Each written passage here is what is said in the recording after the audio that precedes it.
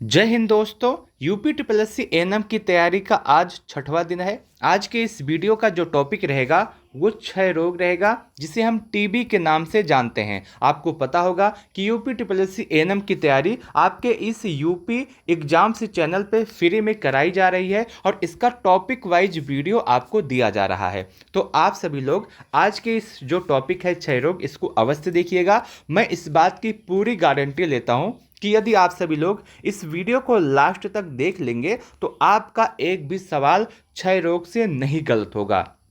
अगर कोई सवाल क्षय रोग या टीबी से बनता है तो आपका इसी वीडियो में से बनने वाला है। और उसके साथ साथ मैं आपको बता दूं कि इस वीडियो का जो आप पीडीएफ है, इस वीडियो का पीडीएफ आप हमारे टेलीग्राम चैनल से प्राप्त कर सकते हैं, जिसका लिंक आपको डिस्क्रिप्शन बॉक्स में, उसके साथ साथ कमेंट बॉक्स में मिल जाएगा। अगर आपको टेलीग्राम का लिंक नहीं मिलता है तो आप हमारे इस नंबर पे, जो कि है 90 26 92 73 15 पे मैसेज करके प्राप्त कर सकते हैं, जहां से मैं आपको टेलीग्राम का लिंक भी दे दूंगा और उसके साथ साथ आपको अपने टेलीग्राम ग्रुप से ऐड भी कर दूंगा। देखिए, आज का जो टॉपिक है आप सभी के लिए बहुत ही ज़्यादा इंपॉर्टेंट है। आज के इस टॉपिक में मैं कंप्लीट एनालिसिस करूंगा कि क्षय रोग आपका होता कैसे है, किस जीवाणु से होता है, भारत सरकार की योजनाएं क्या है क्षय रोग को लेकर के, कौन सा वैक्सीन इसमें दिया जाता है, कौन सा टीका लगाया जाता है और क्षय रोग कब और कैसे मनाया जाता है। तो पूरी जानकारी आपको इस वीडियो में देने वाला हूं। देखिए, अगर क्षय रोग के विषय में बात करें तो इसका जो नाम है यक्ष्मा भी कहा जाता है, तपेदिस भी कहा जाता है, क्षय रोग भी कहा जाता है, टीबी भी कहा जाता है और इसको इंग्लिश में ट्यूबरकुलोसिस भी कहा जाता है। क्या कहा जाता है? ट्यूबरकुलोसिस। देखिए, मैं आपसे बार बार कहता हूँ, हर वीडियो में कहता हूँ कि जो भी कोई भी रोग है उसका जो इंग्लिश में नाम है वो बहुत ज़्यादा इम्पॉर्टेंट है, क्योंकि इससे आपके कई प्रश्न सही हो सकते हैं। अभी मैं आपको बताऊँगा कि ये क्यों इम्पॉर्टेंट है। सबसे पहले हम टीबी के विषय में कंप्लीट जानकारी ले लेते हैं। देखिए, जो टीबी होता है ये एक संक्रामक रोग है जो आमतौर पर फेफड़े को प्रभावित करता है। तो पहला सवाल आपको यहाँ से मिल गया कि यह जो टीबी है ये किस अंग को प्रभावित करता है? तो फेफड़े को प्रभावित करता है। टीबी एक व्यक्ति से दूसरे व्यक्ति में हवा के माध्यम से फैल सकती है। आप हवा में सांस लेकर टीबी के बैक्टीरिया को प्राप्त कर सकते हैं और टीबी से ग्रस्त हो सकते हैं। टीबी कि बैक्टीरिया हवा में उन व्यक्तियों द्वारा फैलाए जाते हैं जिनके शरीर में पहले से ही टीबी की बैक्टीरिया है। अब यहाँ तक हम पहले समझ लेते हैं, फिर उसके बाद हम आगे बात करते हैं। देखिए, यहाँ तक सबसे पहले ये कहा है कि जो आपका टीबी है, ट्यूबरकुलोसिस है, ये आपका फेफड़े को प्रभावित करता है और ये हवा के माध्यम से फैलता है। अब हवा के माध्यम से फैलता कैसे, हम इसको देख लेते हैं, इसको समझ लेते हैं। मान लीजिए ये एक व्यक्ति ए है, ये व्यक्ति ए है, ये आपका टीबी से ग्रसित है, आप यहाँ पे देख सकते हैं। और दूसरा व्यक्ति ये है, वो बी है। बी आपका टीबी से ग्रसित नहीं है, इसका फेफड़ा जो है पूरी तरह से सही है। तो जब जब व्यक्ति ए जो टीबी से ग्रसित है वो सांस लेगा या छींकेगा या खांसेगा या सांस लेगा तो वो इसकी जो टीबी की बैक्टीरिया होती है, आप देख सकते हैं, हवा के माध्यम से हवा में फैल गया है। और जब कोई व्यक्ति जो बी है वो सही है, वो स्वस्थ है, जब इसके संपर्क में आएगा तो वो बैक्टीरिया इसके अंदर जो सही है उसके अंदर भी जाएगा और जाएगा तो इससे टीबी होने की जो संभावना है वो हो जाती है। लेकिन ऐसा नहीं है कि आप संक्रमित व्यक्ति के पास जाएंगे तो आपका टीबी हो ही जाएगा, बिल्कुल ऐसा नहीं है। संभावना रहती है कि अगर आप संक्रमित व्यक्ति के संपर्क में ज़्यादा देर तक रहते हैं तो संभावना है कि आपको टीबी हो सकता है। लेकिन यदि आपकी रोग प्रतिरोधक क्षमता अच्छी है तो बिल्कुल आप उससे बच सकते हैं। तो ठीक है, आप समझ गए कि हवा के माध्यम से फैलता कैसे है। आप यहाँ पे इस फिगर के माध्यम से देख सकते हैं कि जो व्यक्ति ए है जिसको टीबी हुआ है उसके फेफड़े में, तो ये हवा जब लेता है, सांस लेता है, छींकता है, खांसता है, तो जो टीबी की बैक्टीरिया होती है वो हवा में फैल जाती है। जब दूसरा व्यक्ति सही है, स्वस्थ है, वो व्यक्ति इस संपर्क में आता है तो संभावना है कि उसको टीबी हो सकता है। तो आप यहाँ तक पूरी बातें समझ गए होंगे, अब कोई भी दिक्कत नहीं होगा। अब हम आगे बात करते हैं। यह जो टीबी है या धीमी गति से बढ़ते बैक्टीरिया के कारण होता है जो शरीर के उन अंगों में बढ़ता है जिसमें खून और ऑक्सीजन होता है। क्या होता है? जिस अंग में खून और ऑक्सीजन होता है उस अंग को यह ज़्यादा प्रभावित करता है, और इसीलिए इसमें फेफड़े में ज़्यादा, अगर आप देखें तो इसमें ब्लड भी होता है, ऑक्सीजन भी होता है, इसीलिए फेफड़े को प्रभावित करता है। टीबी शरीर के अन्य भागों में हो सकता है। इसके लक्षणों में लगातार 3 हफ्ते से ज़्यादा निरंतर कफ वाली खांसी होना है, थकान और वजन घटना शामिल है। टीबी आमतौर पर उपचार के साथ ठीक हो जाते हैं। इसके उपचार के लिए एंटीबायोटिक दवाइयों का कोर्स शामिल है। इसके उपचार अक्सर सफल होते हैं। इसके उपचार लगभग 6 से 9 महीने तक चल सकते हैं और कुछ स्थितियों में 2 साल भी लग सकता है। देखिए, आप पूरी बात समझ गए यहाँ तक। पहले हम इसको, इस लाइन को पूरा कंप्लीटली फिर से बता देते हैं, फिर आगे हम बढ़ते हैं। देखिए, इसमें सबसे इम्पॉर्टेंट क्या कहा गया है, जो आपका टीबी है, जिसे हम जो है क्षय रोग भी कहते हैं, यह आपके फेफड़े को प्रभावित करता है। क्या करता है? ये आपके फेफड़े को प्रभावित करता है। ये हवा के माध्यम से फैल सकता है। जो व्यक्ति संक्रमित है टीबी से, यदि आप उसके संपर्क में आते हैं तो वो आपको भी होने की संभावना होती है। अगर आपकी रोग प्रतिरोधक क्षमता अच्छी है तो कोई भी दिक्कत नहीं होगा। जो टीबी होता है वो सिर्फ फेफड़े को प्रभावित नहीं करता है, इसके कई अंग हैं जिसको यह प्रभावित कर सकता है। और उसके साथ साथ जो टीबी का उपचार है, ये आमतौर पे इसका उपचार हो जाता है। इसके उपचार के लिए संभवतः 6 से 9 माह लगता है, लेकिन किसी किसी दशा में ये 2 साल भी लग सकता है। आप डायग्राम के माध्यम से समझ गए कि हवा के माध्यम से फैलता कैसे है। अब सबसे ज़्यादा इम्पॉर्टेंट आता है आपके एग्जाम के लिए, आपके एग्जाम में पूछा जाने वाला सवाल अब यहाँ से शुरू होता है कि क्षय रोग के लिए, इसके नियंत्रण के लिए भारत सरकार की कौन कौन सी योजनाएं शुरू की गई हैं, और जो आपका टीबी है जिसे हम क्षय रोग कहते हैं, इसका दिवस कब तक मनाया जाता है।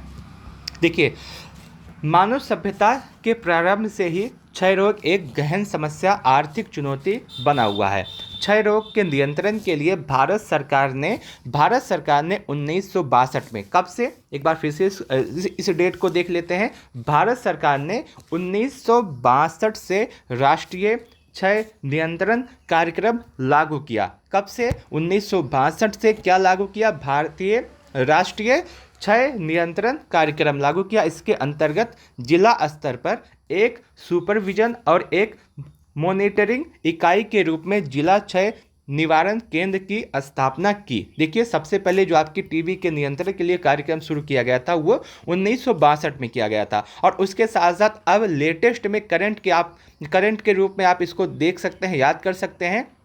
करंट के रूप में आप क्या याद कर सकते हैं कि हाल ही में क्षय रोग के खिलाफ देश की लड़ाई में तेजी से लाने के लिए वर्ष 2025 तक, कब तक? वर्ष 2025 तक क्षय रोग को ख़त्म करने का फैसला लिया गया है। कब तक ख़त्म करने का फैसला लिया गया है? 2025 तक क्षय रोग को ख़त्म करने का फैसला लिया गया है प्रधानमंत्री के द्वारा, अपने प्रधानमंत्री नरेंद्र मोदी के द्वारा। और इसके लिए प्रधानमंत्री टीबी मुक्त भारत अभियान शुरू किया गया है। क्या, कौन सा अभियान शुरू किया गया है? तो प्रधानमंत्री टीबी मुक्त भारत अभियान। और टारगेट क्या किया गया है कि 2025 तक आपका जो भारत है ये टीबी मुक्त हो जाएगा। तो आप यहाँ से, ये भी इम्पॉर्टेंट है, आप इसको भी देख सकते हैं। 2025 तक टीबी को ख़त्म करने का लक्ष्य रखा गया है और इसके लिए प्रधानमंत्री टीबी मुक्त भारत अभियान की घोषणा की गई है। और उसके साथ साथ ये जो क्वेश्चन है, ये प्रत्येक एग्जाम में, हर एग्जाम में पूछा जाता है कि आपका जो टीबी दिवस है वो कब मनाया जाता है। तो मैं आपको बता दूं, 24 मार्च को, कब? 24 मार्च को आपका टीबी दिवस मनाया जाता है। और 24 मार्च को टीबी दिवस मनाया क्यों जाता है, इसकी भी एक वजह है। वजह क्या है कि इसी दिन 24 मार्च को ही 1982 में रॉबर्ट कोच ने जो माइक्रो बैक्टीरियम ट्यूबिकुलोसिस है, जो कि आपका, जिसकी वजह से, आपका जिस जीवाणु की वजह से टीबी होता है उसकी खोज की थी। इसीलिए 24 मार्च को आपका टीबी दिवस मनाया जाता है। तो आपको यहाँ से एक प्रश्न और मिल गया, क्या? कि जो टीबी होता है उसकी जीवाणु के कारण होता है, तो माइकोबैक्टीरिया ट्यूबिकुलोसिस के कारण होता है, जिसकी खोज रॉबर्ट कोच ने की थी। कब की थी?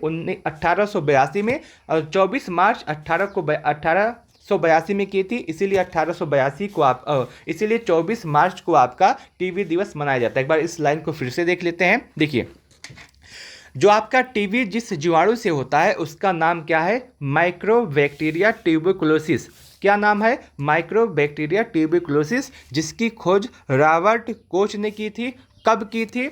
1882 में। डेट आपका क्या है? 24 मार्च 1882 को रॉबर्ट कोच ने माइक्रोबैक्टीरिया ट्यूबिकुलोसिस की खोज की थी। अब इसी के लिए 24 मार्च को आपका प्रत्येक 24 मार्च को आपका टीबी दिवस मनाया जाता है। इसीलिए प्रत्येक 24 मार्च को आपका टीबी दिवस मनाया जाता है। अब तो कभी नहीं भूलेगा कि टीबी दिवस आपका 24 मार्च को क्यों मनाया जाता है। ठीक है, अब सबसे बड़ा सवाल ये आता है कि जो टीबी होता है, तपेदिस जो होता है, किस कारण से होता है, कैसे होता है। तो मैंने आपको बता दिया इससे पहले कि माइक्रोबैक्टीरिया ट्यूबिकुलोसिस की वजह से आपका जो टीबी होता है, जो कि एक जीवाणु है। तो ये आपको एक सवाल और बन जाता है, टीबी किससे होता है? जीवाणु से होता है, और ये आमतौर पे आपके फेफड़े को प्रभावित करता है, आपके फेफड़े को प्रभावित करता है। तो मैंने ये सभी चीज़ें आपको पहले ही बता दी हैं। एक डायग्राम के माध्यम से टीबी फैलता कैसे है, ये सभी कुछ मैंने आपको बता दिया है। खांसने से, छींकने से, खांसने से, छींकने से, बात करने से, गाने से, या आप किसी व्यक्ति जो पीड़ित है टीबी से उसके संपर्क में आते हैं, तो आपको संभावना है कि टीबी की जो बैक्टीरिया है, जो कीटाणु है, आपके अंदर चले जाए और आप भी टीबी से ग्रसित हो जाएं।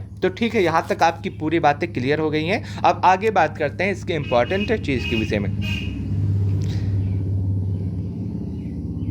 अब सबसे बड़ा सवाल ये आता है कि मान लीजिए हमको टीबी हो गया है, हमको पता कैसे चलेगा कि हमको टीबी हो गया है? इसके लक्षण क्या क्या दिखाई देंगे, क्या क्या सिम्टम्स हमको दिखाई देंगे, इसके विषय में हम बात करते हैं। देखिए, किसी व्यक्ति को अगर टीबी होता है तो सबसे पहले उसको खांसी आएगी, लेकिन वो खांसी ऐसे नहीं आएगी कि खांसी आई बंद होगी। तो आप ये ना समझिएगा कि किसी को खांसी आ रही है तो उसको टीबी हो गया है। ये जो खांसी आएगी तो लगातार आएगी, 2 सप्ताह से अधिक तक ये खांसी आपकी बनी रह सकती है। और उसके बाद आपके सीने में दर्द होगा। सबसे बड़ा सिम्टम यही है, आपके सीने में दर्द होगा।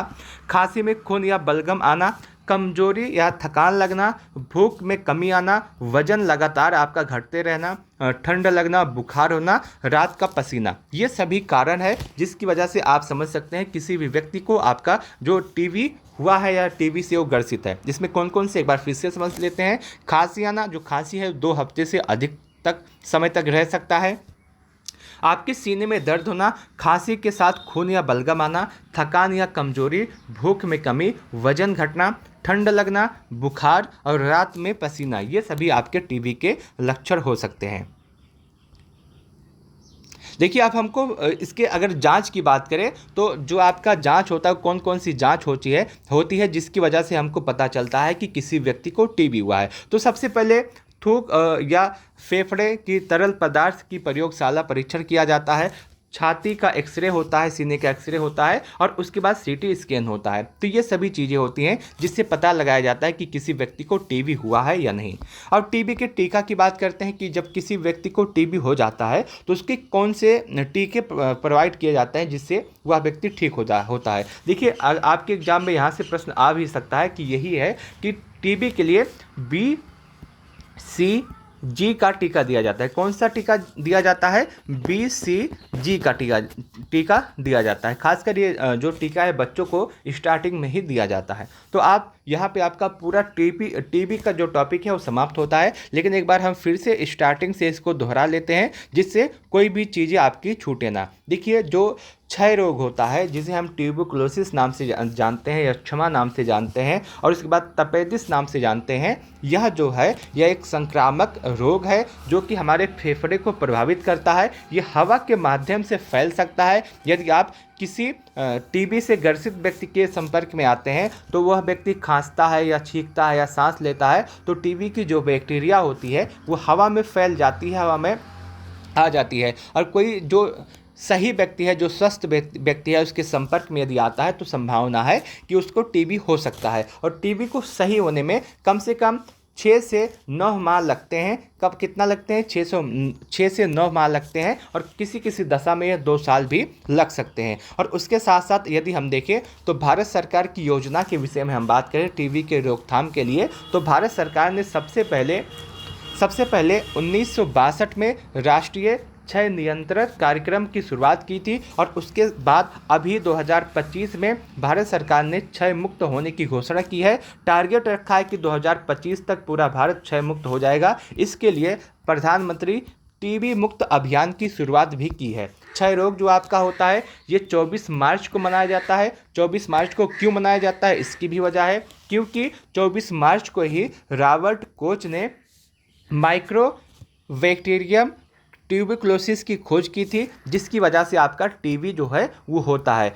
कब खोज की थी? रॉबर्ट कोच ने 24 मार्च 1882 को, इसीलिए 24 मार्च को आपका टीबी दिवस मनाया जाता है। अब टीबी दिवस किसकी वजह से होता है? मैंने बताया आपको, माइक्रोबैक्टीरियम ट्यूबरकुलोसिस नाम के जीवाणु से होता है। जो होता है ये फैलता कैसे है, प्रभावित अंग कौन कौन से? देखिए, जब किसी आप व्यक्ति के संपर्क में आते हैं जो टीबी से ग्रसित है, वो खांसता है, छींकता है, सांस लेता है, तो उसके बैक्टीरिया जो होते हैं हवा में आ जाते हैं, जिसकी वजह से आम व्यक्ति जो होता है वो ग्रसित हो सकता है। टीबी के लक्षण के विषय में बात करें, जिसमें खांसी आना, लगातार खांसी 2 सप्ताह से अधिक तक बने रहना, आपके सीने में दर्द होना, खांसी में खून या बलगम आना, थकान या कमजोरी, भूख में कमी, वजन घटना, ठंड लगना, बुखार, रात में पसीना, ये सभी कारण होते हैं जिसकी वजह से टीबी हो सकता है। और टीबी की रोकथाम के लिए कौन सा टीका दिया जाता है? तो कौन सा टीका दिया जाता है? VCG का। ये आपका पूरा टॉपिक टीबी का समाप्त हो गया। और यदि आप इसको लास्ट तक देख लिए हैं तो मैं आप पूरी गारंटी लेता हूँ कि आपका टीबी से एक भी सवाल गलत नहीं होगा। लेकिन आपके लिए यहाँ पे कुछ सवाल अब मैं दे रहा हूँ, जिसका जवाब आपको कमेंट सेक्शन के माध्यम से देना है। जिसका जवाब आपको कैसे देना है? कमेंट सेक्शन के माध्यम से देना है। लेकिन उससे पहले मैं आपको बता दूं, ये आपने जो पूरा लेक्चर देखा, पूरा सेशन देखा, इसका जो PDF है, PDF आप हमारे टेलीग्राम चैनल से प्राप्त कर सकते हैं, जिसका लिंक आपको डिस्क्रिप्शन बॉक्स में, उसके साथ साथ कमेंट बॉक्स में मिल जाएगा। यदि आपको यह लिंक नहीं मिलता है तो उस दशा में आप हमारे इस नंबर पे, जो कि है 90 26 92 73 15 पे व्हाट्सएप कर सकते हैं। मैं आपको अपने टेलीग्राम चैनल से ऐड कर दूंगा और उसके साथ साथ आपको ये PDF भी प्रोवाइड करा दूंगा। देखिए, अब बात करते हैं आपके सवाल के विषय में। आज जो हमने पढ़ा है उससे संबंधित कुछ सवाल मैं आपको देना चाहता हूँ। सबसे पहला और सबसे इम्पोर्टेंट सवाल ये है कि जो टीबी है, टीबी दिवस कब मनाया जाता है? पहला सवाल, टीबी दिवस कब मनाया जाता है? दूसरा सवाल, जो टीबी होता है किस अंग को प्रभावित करता है? किस अंग को प्रभावित करता है? तीसरा सवाल आपका है, टीबी किस जीवाणु की वजह से होता है? टीबी किस जीवाणु की वजह से होता है?